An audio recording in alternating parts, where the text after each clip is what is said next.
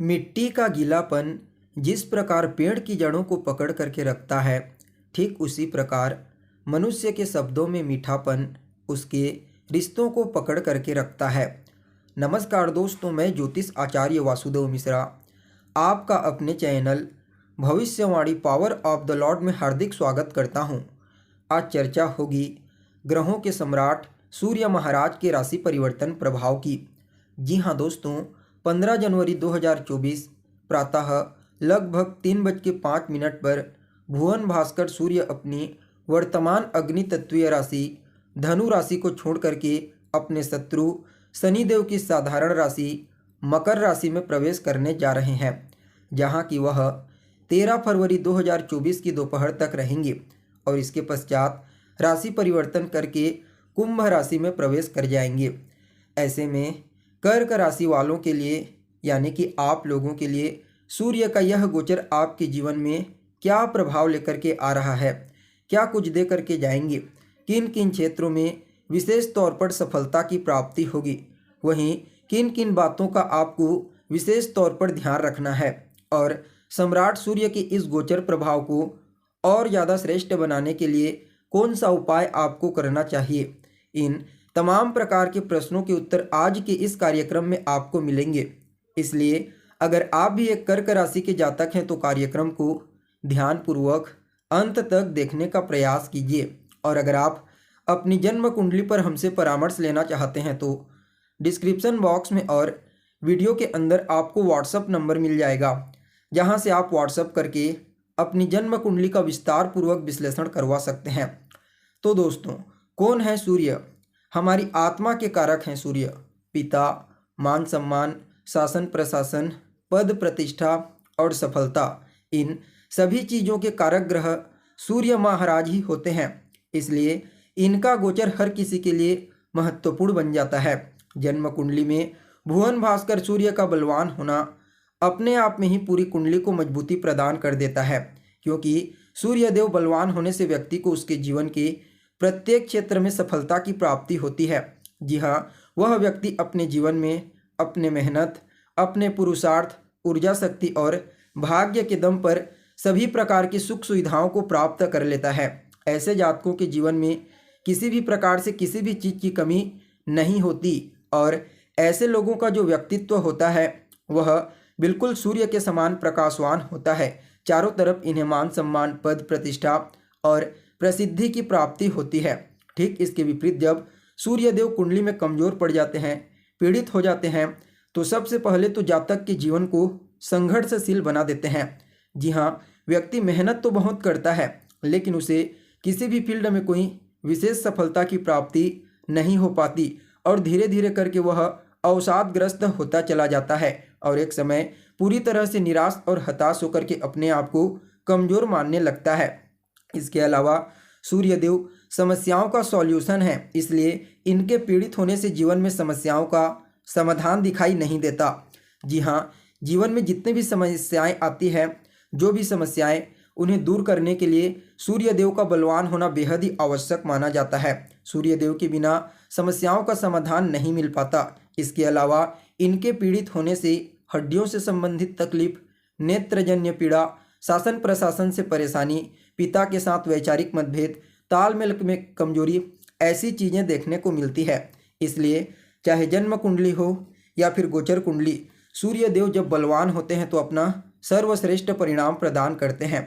वैसे तो सूर्य महाराज का जो राशि परिवर्तन होता है वह हर 30 दिन में हो जाता है, इसलिए हर महीने सूर्यदेव राशि परिवर्तन करते हैं, जिसे हम संक्रांति के नाम से जानते हैं। लेकिन दोस्तों, जब बात मकर संक्रांति की होती है तो फिर यह थोड़ा ज़्यादा ही महत्वपूर्ण और विशेष बन जाता है, क्योंकि इस समय पहले तो सूर्यदेव उत्तरायण होते हैं और दूसरा सूर्यदेव इस राशि में आने से पहले देवगुरु बृहस्पति की मूल त्रिकोण राशि धनु राशि में गोचर करते हैं। गुरु के घर में गोचर करते हुए सूर्य महाराज एक शिष्य के समान एकांतवास में गुरु से ज्ञान ग्रहण करते हैं और जब धनु राशि से निकलते हैं तो उन्हें गुरुदेव के द्वारा विशेष आशीर्वाद और शक्ति की प्राप्ति होती है। परिणाम स्वरूप जैसे ही सूर्यदेव मकर राशि में प्रवेश करते हैं वैसे ही वह बेहद ही ज़्यादा प्रभावशाली और बलशाली हो जाते हैं। इसलिए सूर्य महाराज का जो मकर संक्रांति होता है वह बेहद ही महत्वपूर्ण बन जाता है। तो दोस्तों देखिए, आप लोगों के लिए यानी कि कर्क राशि वालों के लिए सूर्य महाराज अभी कुंडली के छठे भाव में गोचर कर रहे हैं, लेकिन 15 तारीख को छठे भाव से निकल करके सप्तम भाव में गोचर करने लगेंगे और सप्तम भाव में गोचर करते हुए अपनी पूर्ण सप्तम दृष्टि से आपके लग्न यानी कि आपकी राशि को दृष्टिगोचर करेंगे। परिणाम स्वरूप सूर्य का यह जो गोचर काल है आपके लिए कुछ मामलों में अत्यंत ही श्रेष्ठ और अद्भुत परिणाम देने वाला साबित होगा। सबसे पहले तो यह आपके सप्तम भाव में गोचर करते हुए आपके दाम्पत्य जीवन यानी कि आपके वैवाहिक जीवन को काफ़ी हद तक बेहतर बनाने का प्रयास करेंगे। इस समय जीवन साथी का पूरा सपोर्ट आपको प्राप्त होने वाला है। देखा जाए तो जीवन साथी के कार्य क्षेत्र में भी विशेष तौर पर सूर्य देव की कृपा पड़ेगी। परिणाम स्वरूप आपके जीवन साथी आपके पार्टनर को कार्य क्षेत्र में विशेष रूप से सफलता की प्राप्ति होगी। वहीं सूर्य देव जब सप्तम भाव में गोचर करते हैं तो कहीं ना कहीं यह व्यापारियों के लिए भी अत्यंत ही श्रेष्ठ माने जाते हैं। आप किसी भी प्रकार का व्यापार क्यों न करते हों, इस समय सूर्य देव की कृपा से आपको अपने व्यापार में आगे बढ़ने के लिए, सफलता प्राप्त करने के लिए कुछ नए मार्ग प्राप्त होंगे। कहीं ना कहीं आपके डेली इनकम में वृद्धि होगी। और दोस्तों देखा जाए तो सप्तम भाव पर गोचर करते हुए सूर्य महाराज कहीं ना कहीं इस समय आपके जीवन में आपके बच्चे के पुरुषार्थ में वृद्धि कराने वाले साबित होंगे। जी हाँ, इस समय आपकी संतान कार्य क्षेत्र में विशेष तौर पर पुरुषार्थ करेगी, मेहनत करेगी। परिणाम स्वरूप उसे सफल होने से कोई नहीं रोक सकता और यह देख करके आपके मन में प्रसन्नता की भावना देखने को मिलेगी। वहीं सूर्य महाराज की जो दृष्टि होगी वह आपके लग्न यानी कि आपकी राशि के ऊपर होगी। परिणाम स्वरूप इस समय आपके व्यक्तित्व को बेहद ही प्रभावशाली बना देंगे। जी हाँ, आप अपने व्यक्तित्व के प्रभाव से, अपनी वाणी के प्रभाव से इस समय कई प्रकार के कार्यों को बड़ी आसानी से पूरा कर पाएंगे। देखा जाए तो लग्न भाव पर सूर्य देव की दृष्टि का पड़ना, वैसे तो आप जो होते हैं वह थोड़ा भावना प्रधान होते हैं, यानी कि कर्क राशि वाले थोड़ा ज़्यादा ही भावुक हो जाते हैं, छोटी छोटी बातों को दिल पर लगा लेते हैं। लेकिन सूर्य देव का आपके व्यक्तित्व के ऊपर दृष्टिगोचर करना इस समय आपके व्यक्तित्व को प्रभावशाली तो बनाएगा ही बनाएगा, साथ में थोड़ा कठोर बनाएगा और इस समय आपके व्यक्तित्व में उग्रता की मात्रा देखने को मिलेगी। इस समय आपके व्यक्तित्व में राजशाही गुण देखने को मिलेगा और यह गुण लोगों के ऊपर आप रौब जमाने में भी इस्तेमाल कर सकते हैं। देखा जाए तो इस समय आपके जीवन में सफलता प्राप्त करने के लिए आपको कुछ नए रास्तों की प्राप्ति होगी और उन रास्तों पर अगर आप चलते हैं, मेहनत करते हैं तो आपको सफल होने से कोई नहीं रोक सकता। तो वहीं जो सूर्य देव होते हैं वह आपके दूसरे भाव के स्वामी बनते हैं और दूसरे भाव के स्वामी बन करके इस समय आपके सप्तम भाव में गोचर करेंगे। परिणाम स्वरूप देखा जाए तो आपको पैतृक संपत्ति का लाभ मिलेगा। अगर आप अपने पैतृक संपत्ति को व्यापार में लगाते हैं तो समझ जाइए आपको वहाँ से बड़ी मात्रा में लाभ की प्राप्ति होगी। इस समय कुटुंब परिवार के बीच में काफ़ी हद तक आपसी तालमेल बेहतर देखने को मिलेगा। कहीं ना कहीं आपकी वाणी तो प्रभावशाली रहेगी ही रहेगी।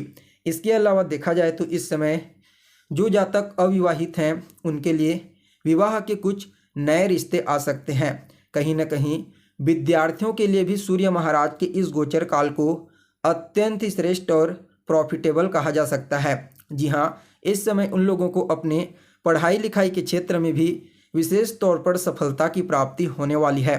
यानी कि सूर्य देव की कृपा से न सिर्फ आपको लाभ की प्राप्ति होगी बल्कि विद्यार्थी वर्ग को भी इस समय सफलता मिलने की प्रबल संभावना नजर आ रही है। आपको बता दें, यह समय आपके जीवन में सरकारी नौकरी से जुड़ा हुआ कोई बड़ा परिवर्तन कर सकता है। यानी कि अगर आप गवर्नमेंट के साथ जुड़ करके कार्य करते हैं तो समझ जाइए इस समय आपको या तो आपके वेतन में वृद्धि हो सकती है या फिर आपके मान सम्मान और प्रसिद्धि में वृद्धि हो सकती है। जो जातक लंबे समय से गवर्नमेंट जॉब की तैयारी कर रहे हैं उनको भी इस समय सूर्य देव की कृपा से गवर्नमेंट जॉब की प्राप्ति होने का प्रबल योग बना हुआ है। इसके लिए आपकी कुंडली में भी ग्रहों की स्थिति का अनुकूल होना आवश्यक है। कुंडली में सरकारी नौकरी का योग बनना चाहिए, तभी आपको अभी इस गोचर काल के दौरान गवर्नमेंट जॉब की प्राप्ति होगी। कुल मिलाकर के देखा जाए तो कर्क राशि वालों के लिए सूर्य महाराज का मकर राशि में गोचर करना अत्यंत ही श्रेष्ठ और प्रॉफिटेबल साबित होगा। फिर भी इस गोचर प्रभाव को और ज़्यादा बेहतरीन बनाने के लिए आपको रोजाना लाल चंदन का तिलक लगाना है और आदित्य हृदय स्तोत्र का पाठ कीजिए। साथ ही साथ आपको रविवार के दिन मजदूरों की हेल्प करनी है। इन उपायों को करके आप सूर्य को और ज़्यादा बेहतरीन परिणाम देने वाला अपने लिए बना सकते हैं। तो दोस्तों, हमें उम्मीद है जानकारी आपको पसंद आई होगी। फिर मिलेंगे एक नए और ताज़ा एपिसोड में। तब तक के लिए आप हमें इजाज़त दीजिए। नमस्कार।